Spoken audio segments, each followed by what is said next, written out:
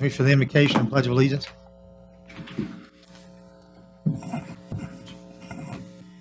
Father, we come to you this evening to ask for your blessings and your guidance as we conduct the business of the city. We ask that you watch over each and every one of us and be with the ones that we care about.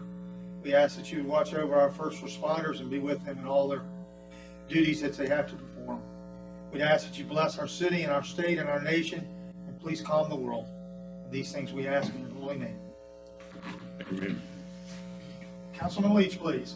I pledge allegiance to the flag of the United States of America and to the republic for which it stands, one nation, under God, indivisible, with liberty and justice for all.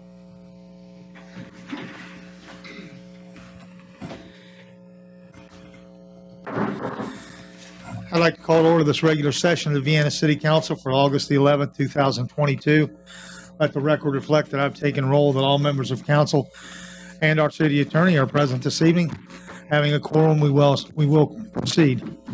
This evening on our first item is public forum. We have one person that signed up to speak this evening, and that would be Tammy Rhodes.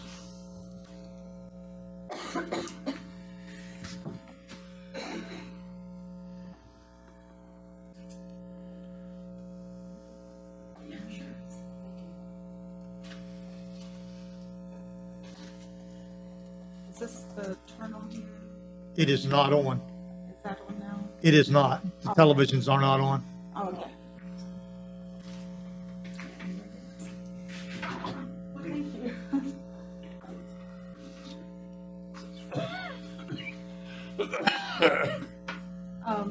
What I wanted to talk about tonight is the land use.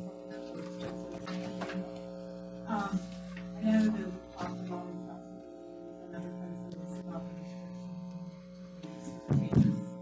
on Spencer's Landing, and I've actually even talked to Derek Hancock before about that, and everyone says the same thing about only being able to dig and disturb the dirt, drill, so forth in those areas that are considered the engineering controls.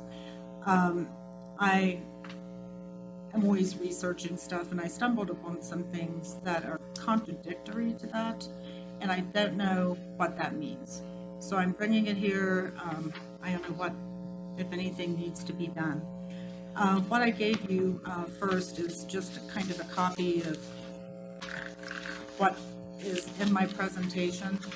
And what I used for this are the instructions for the completion of the land use covenant from the West Virginia DEP from 2020. The instructions for the completion of the land use covenants from the West Virginia DEP dated 2018. And then they had instructions from 2021. Our land use covenant was done in 2020, so the 2018 instructions would have been in place. There really isn't any difference in 2021 except some more definitive descriptors of how things are to be done. So that's really all I wanted to talk about. In the beginning of the land use covenant, and I put the first couple pages of that in what I handed out, it talks about that the environmental covenant is to restrict activities on and uses of the following described property. And this is a map of the property. I won't be able to get the whole thing.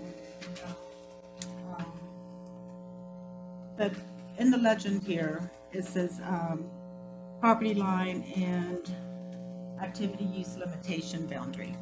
And that line is a little P with an L in it. And I have to use a magnifying glass. My reading glasses don't even work. But this is the entire boundary around the property, and actually goes down what it looks like the center of River Road. And then on this map, it was done by Mr. Klein at Pickering. There's actually 7 cap cover areas. And that is the areas at S10, 13, and 22, as well as the soil encapsulation area that's here. And then these areas are the 10, 13, and 22, and the Veterans Monument. So there's that in the parking lot. So there's actually 7 listed on this. So that's the first thing that I wonder about, because when you look at this, and it says that restrict the activities on the uses of the property, it specifically states the 17 acres as Spencer's Landing. This is just the template for completing that. And on the second page of that, it specifically states, if the area subject to restriction is a subset of a larger parcel, provide a survey description, meets and bounds of the restricted area. And when you look at the instructions, it specifically states that the survey description meets and bounds and attaches survey plat of the restricted area as well.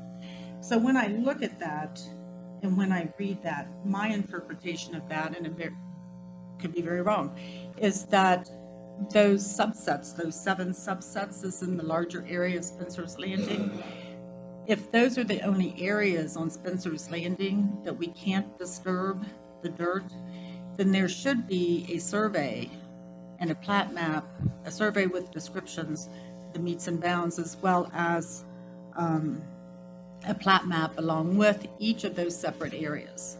That's the way that I interpret it. Again, I could be wrong. And again, you know, it's described a little bit more clearly in the 2021 instructions. The second part of the land use covenant is about the restrictions. And in this, you know, it says the residential land use, all these things we know about, the groundwater, excavation, drilling, or penetration unless these things are met, and then the construction restrictions. There really isn't anything different there. I just wanted to mention that because I'm going to be going back to that in a minute. The engineering controls in the final report, well, there was a final report that was done in September 2020 that was submitted to Derek Hancock or Robert Rice, I forget which one. That was subsequently sent back to them to do a revision on.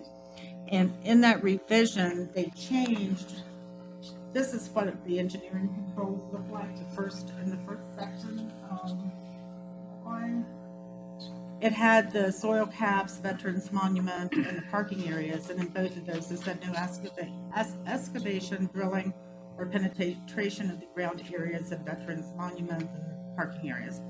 Well, when that was changed, when they sent it back and the new revision, the revision was done, that was in the remedial action completion report and final report, and it was they revised the land use covenants. And in that, they still had the descriptors of what they were, but they took out the maintenance and the control of that. So in my interpretation again, I can only surmise that the reason they took out no drilling, penetration, or whatever is because those are already listed in the complete descriptor of the controls, the activity use limitations. Where's that? Right here. And this. So with this saying, you know, the whole 17 acres is restrict activities on and uses of the following property, and it says 17 acres. And then looking at the template and the instructions that say that any subsets of a larger parcel has to have its own survey, description, and plat map, that makes me wonder. I mean, I don't doubt that everyone believes, you know, what's being said, that, you know, we can't dig on those 7 areas.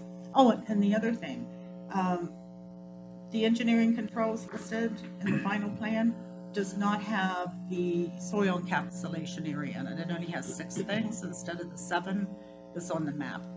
So, but anyway, so if I'm looking at that, and, you know, it's being said that we can only dig in those certain areas, but yet the instructions and the template says they have to have a separate survey and plat, then what's right? I mean, is it that you can't dig or disturb the soil on the entire property? Or is it that it is only those 7 areas, but we have to do a survey and a plat map for each of those? And like I said, the 2018 instructions were in place when the land use covenant was done. The 2021 describes it a little bit more.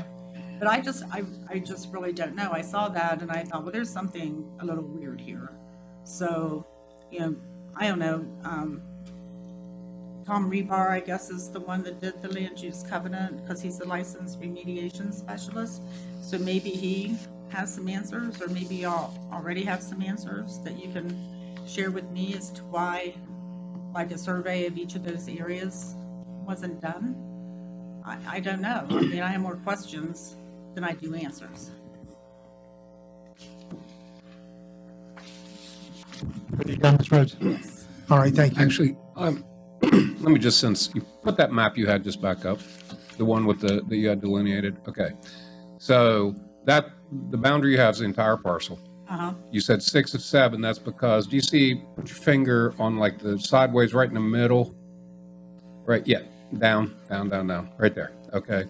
So that area we capped because it had some rubble and so on, but that was not restricted. That's your answer to your 6 of 7. Okay.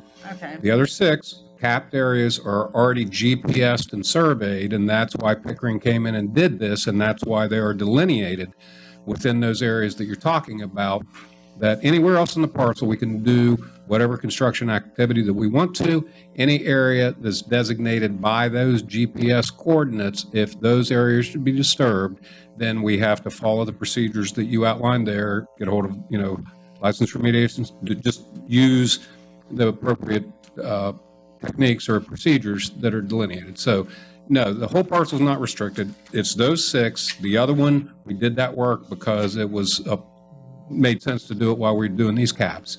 And so the land use covenant is with those restricted areas. The entire parcel is not restricted. The one area was not part of the restricted parcel. We just did the work there and it was identified. Okay. And so I hope that answers your questions. Well, it does, except. I can't get into discussion. Okay, I just wanted okay. to, I just that's know- my quick response. Okay, and I appreciate And I'm happy that. to, if you want to call me, I'm happy to talk with you about it Okay, further. I'll probably do that, because I'm just not sure about why it would say you have to have a survey and a plat map of each Well, it's the one. GPS coordinates and they've already been, that's all been done. And they allowed that even though never mind. Yeah, give me a call. I'll call you.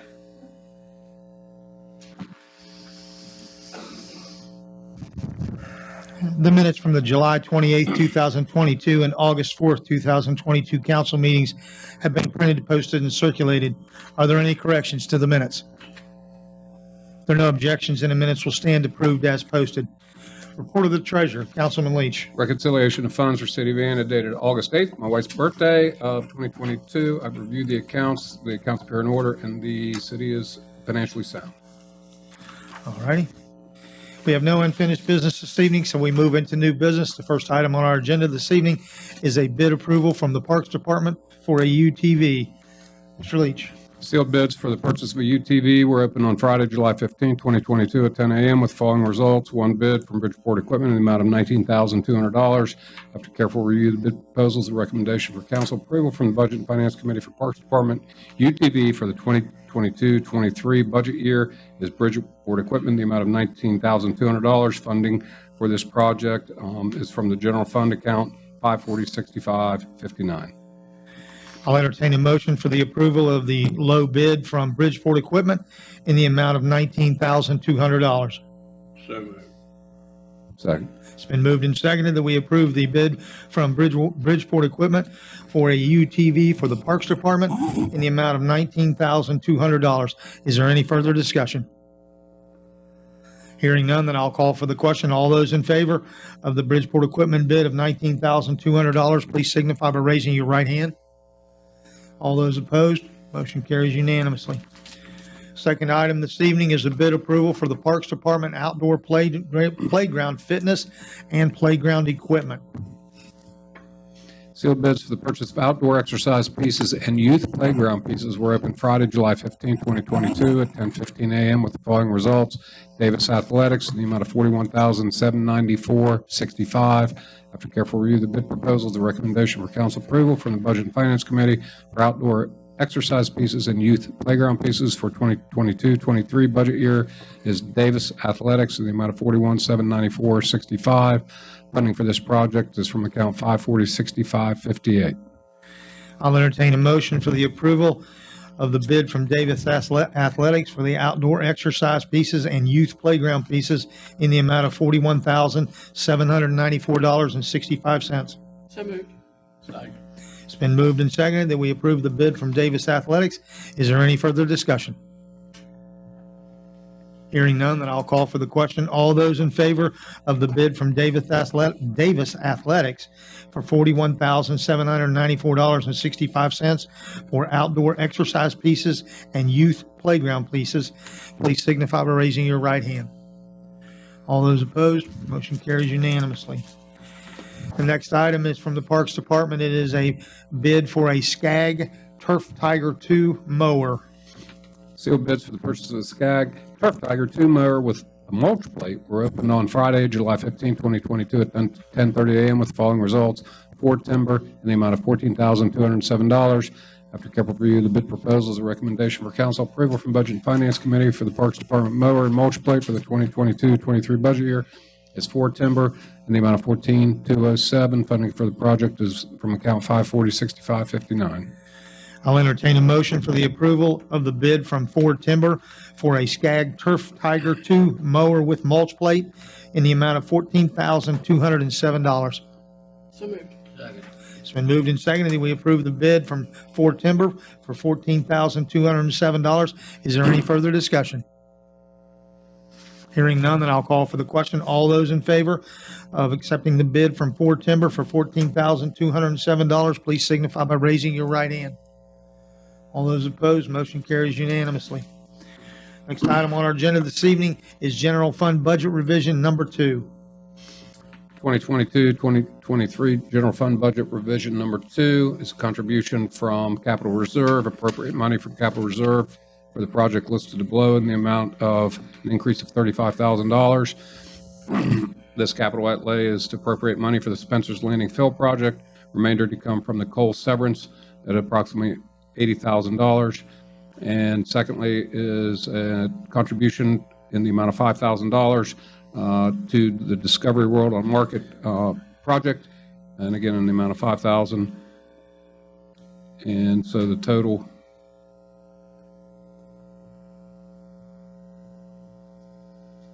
okay, she's covered from the above revisions. So total $35,000 for the Spencer's Landing Fill and $5,000 for Discovery World. Okay. I'll entertain a motion for the approval of General Fund Budget Revision Number 2. So moved. It's been moved and seconded that we approve General Fund Budget Revision Number 2. Is there any further discussion? I had a comment about this because I emailed Amy earlier today. Just to be clear, this $35,000 that's coming from capital reserves for the Spencer's Landing Fill project, that's just the $35,000, but Craig, am I correct in saying you anticipate another $80,000 to complete this project? Right. That's what I asked her about, because it's not being, there's no budget revision here this evening for that. And so that's it's very unclear. We're starting a project and we don't really have all the money settled in exactly where it's coming. And so I think it is going to require a budget revision for the coal severance, which is yes. So back and forth with Amy, she said that at our next meeting that there'll be a budget revision for the $80,000 to get you where you need to be, that at $115,000 for this project. So, well, I mean, I just have concerns. I mean, you know, I understand that we have to do something about the cliff that was created from dirt being taken without a plan, basically. And, you know, the ravine happened to be filled in. To me, I think this is unnecessary money being spent, but regardless, we have to do it. So I just want to make sure that we're clear where the money's coming from, number one, and number two, I don't want to see this project expand beyond, you know, the $115,000 that, you know, we're looking at. So that's why I'm bringing it up, not to be argumentative with anybody, but what we're just approving tonight is only the first tranche of it, which is only $35,000. I agree. Mr. Harper can't start till September the 14th anyway, so we have plenty of time. Okay. We're good. Okay. All right. Any further discussion? And I'll call for the question. All those in favor of general fund budget revision number 2, please signify by raising your right hand. All those opposed? Jim, I'm sorry, I couldn't see you for Russ. I'm in. You're good? Okay.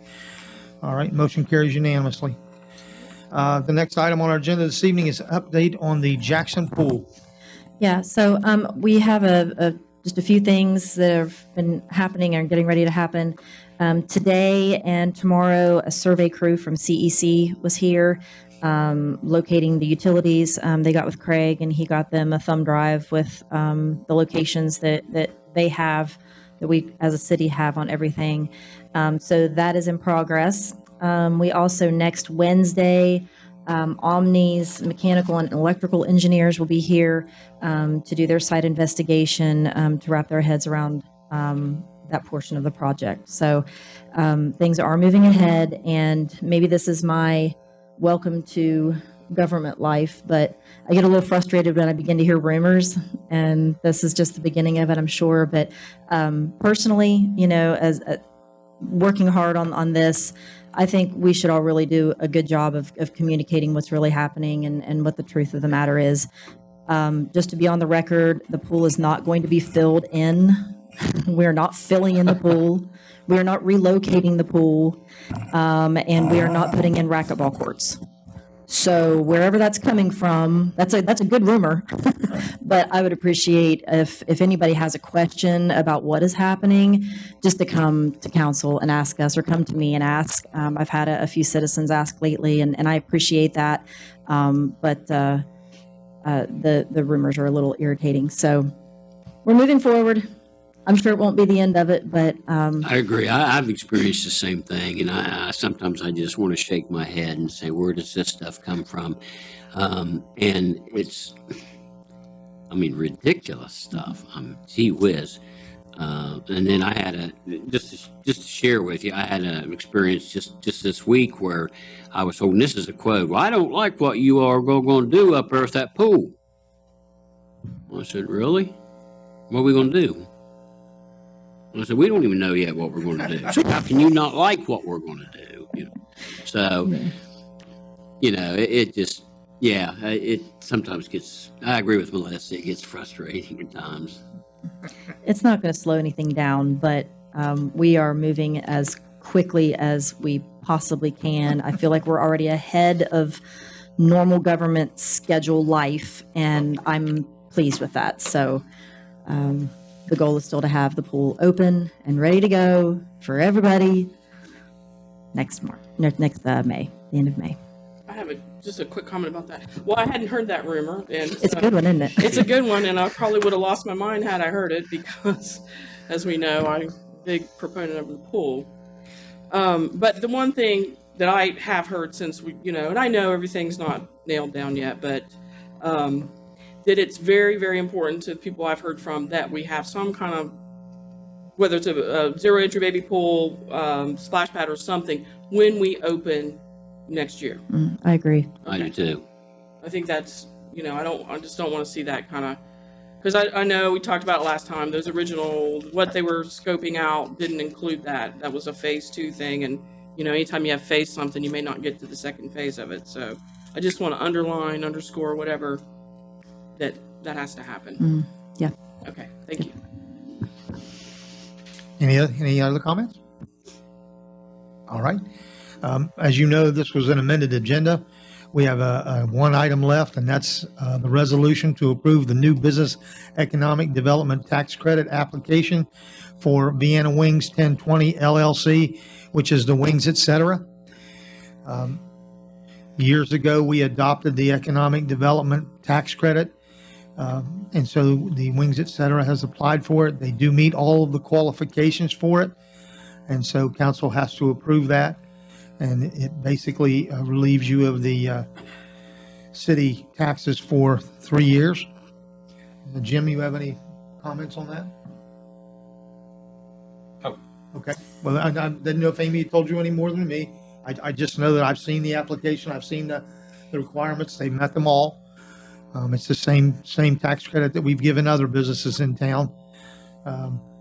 You have to meet the $250,000 per year payroll, which they do. And so With that, I'll entertain a motion for the approval of the resolution to approve the new business economic development tax credit for Vienna Wings 1020 LLC.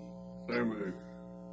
Second. It's been moved and seconded that we approve the resolution approving the economic development tax credit application. Is there any further discussion? Hearing none, then I'll call for the question. All those in favor of the resolution, please signify by raising your right hand. All those opposed? All right, motion carries 6-1. That concludes our agenda this evening. Are there any council comments this evening? I do. I want to, I got an email from Chris Mancuso with some ideas about Spencer's Landing and 12th Street. And I'd only seen it on my phone before I've had an opportunity to look it over. Appreciate the effort, Chris. I mean, it's this kind of ideas and thinking and that, you know, it is welcome. So thank you. Yeah, thanks. And yeah, I like it. Any other council comments? I'll give you a quick update. This week I received a call from the state. They are ready to move forward with the kayak launch. And so we're going to have a meeting with the person that's in charge. He's going to come up and we're going to go down and walk through 12th Street. They are ready to allocate the funds finally. And so we will actually get off square one. And we've kind of leaned on Chris again to give us a snapshot. And Craig, we're going to involve you in this because of the parking spaces and the other things that you have direct knowledge of. So at any rate, it looks like the kayak launch is going to take off. All right. I think there was a question. So I think the total grant's 350, our match is 70, and the grant, we get 280, right? Correct. Yep. And because we moved the location to it, I don't think there's any question that that'll cover it. I think we'll be just fine. So. It's nice how this all kind of comes together. Yep. So that project, there are just, and I told Chris this the other day, there are just an incredible amount of balls up in the air for the city of Vienna right now. I mean, we have the pool project, we have the kayak launch, we have Spencer's Landing. We've applied for, oh my goodness, a half a dozen grants that are requiring all this work to get the paperwork submitted. And so everybody's really busy right now. So hopefully we'll snag a few of those and we'll move ahead. Speaking of that, Merritt triggered a thought. The streetscape, Yes. is that still an active project? It is. Yes. The state actually approached us to apply for the second round of funding. They feel like the project is worthy and it's on the tip for the W, the Regional Planning Commission. It's one of the approved projects. So they've narrowed the scope down. It's not, from 23rd Street all the way to 34th anymore. It's considerably shrunk. But Okay. once the state, and they've hired Burgess and Nyepel, the state has, to do the initial drawings. And once we get those initial drawings back, then I'll share them with you because we still have to move forward with that. Okay. But yes, it is. It's very much alive, actually. Thank you. I think I just saw in the papers, somebody launched their streetscape. Parkersburg. Was a park. They're on Market Street. They finished Avery. They're now on Market. So, yep. All right. Well, if there are no other council comments, with that, Well, before we end, I want to talk about the B&O tax credit a little bit, just a thing for you guys to think about. The B&O tax credit right now is set at 200 businesses that have a payroll of $250,000. And I was talking with our finance director about that. And I think the original intent of that ordinance and that whole program was to attract businesses that were large enough that they would have almost an economic impact to the area. Chatter's Act was the original, and it was set forth as like a destination area to be somewhere to attract businesses. The amount that we have right now at $250,000 for the businesses, at some point that's, that council may want to consider making that a larger number, if that's still the intent, is to have that ordinance be designed to attract larger businesses. Because at some point it's just going to be every time there's a new business. With the rate, the payroll has been increasing with between inflation and the labor market, that number, the $250,000 number, is a lot lower than it used to be, for lack of a better term. It's too low. Right. When the ordinance was originally proposed, it was at $500,000. That would, I think, was amended at some point. It was either amended or changed before it came to council, I don't remember.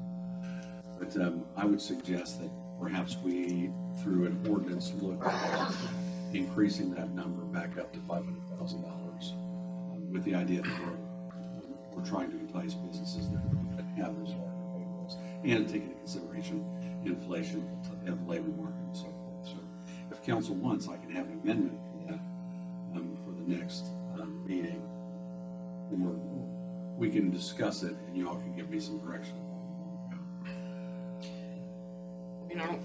I mean, for me, that's one of the reasons I didn't vote for it. I mean, that's such a low threshold on payroll. I mean, you know, we encourage businesses here. It's not, I did not vote for it because of anti-business. Obviously, I own my own business. I'm pro-business, but that's a way low threshold. Like I said, if council would, I could prepare something, and I'll talk with I'd really like to read it. And now that I'm thinking about it, I probably should have done it before. No, I mean, that when we were reading the resolution, it was like, we have to raise it. Mr. Azinger, I saw you going to make a comment. I haven't finished the calculation, but I think that's only about $1,400 a day. And I think Wings would certainly take in that much money. Without going into the details of their tax information, they are comfortably above minimum. Yeah, so I don't think we made a mistake passing it for them. Well, we can work on this, and I mean, I know that, Tom, you're a smart guy with the pencil, so I trust your numbers. Russ will come up with something, if we'll present it to council. If someone amends it, we'll amend it. If not, then we'll raise it to a, you know, the whole purpose of it was to get people to come, you know, and so that's the reason why it was there, and it has been on the books for a long time. And back in those days, you know, $8, $9 an hour was, you know, pretty common, but now it's 12, 15. But at any rate, we'll come, we'll see what we can do, all right? Just because Russ had to make comments, Craig, would you give us an update on the River Road project, please? Can you do it at the microphone? Because everybody wants to hear it, and nobody can ever hear you when you're in the back. I figured you did, but it saves questions on our end. Hey, thank you.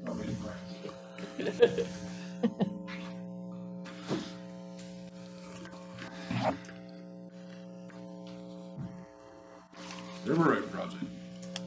We made the final tie, well, I didn't make the final tie-in day, we did make a tie-in for the 6-inch line across 20th Street, across the Grand Central, and ties in front of Hall's Chocolate. The line is active, the hydrants are active, it is in service, the taps has all been made and all the taps are in service. The only thing we have left to do is the 4-inch tie-in on 21st Street. The issue is we can't seem to find the right valves to isolate that line out. So it's steered live and under pressure. At 4 inches of water, pushing 110 pounds, makes a pretty big mess. So I spoke with the contractor this morning at 5:30, and we discussed the possibility of putting a what we call line stop insertion valve in. Now what that does is it straps the 4-inch transite line, you can bore a hole into it. If the ladder system goes down, shuts the flow off enough time to put a valve, put a valve in and make the tie-in back to the 12-inch. Once it gets done, it comes back off, caps it off, and we're good to go. So there's going to be a delay on that, probably until next Tuesday or Wednesday on 21st Street, but everything else is good. I did get a call from the contractor today in reference to paving River Road, and there is such thing as called a Asphalt Allowance. When they bid the project, asphalt was $60 a ton, now it's $95 a ton. So they are asking for additional fees. So it's something that the utility board have to discuss. next week. Decide if we want to do that or not. It's pretty standard. You know, when you bid a project, you kind of estimate what the price is going to be. We all know everything's skyrocketed since then, so there'll probably be additional fees in the asphalt. Let's say get the tie at 21st Street done, and the boring at Lonsdale Drive is supposed to begin the 22nd of August. It should take approximately 3 days to make that boring underneath the railroad tracks. Give you guys got a price shocker on that. We have to pay flagmen from the CXX for that while they're there for 3 days, and it costs that roughly between $22,000 and $28,000 to be a flagman. So I'm in the wrong career. Can I have a plot?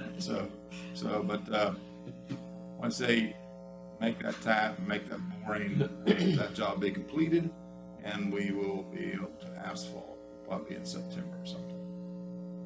The line is active, so it's in good shape. Thank you. You want to give that day on 12th Street the garage? Not really. I mean, it's just moving and there's nothing there. I mean, Yeah. Just clean up and stuff, so. yeah, I mean, that's it. So, and I wasn't even going to talk about the gas company either, so how about that? Gas company. I always like to talk about the railroad as bad as I can. Oh, What? Talk about the railroad. As bad as I can. All right. With that, meeting adjourned. well, they are schmucks. Yeah, they are. Oh, I used to represent railroads. They tell this story.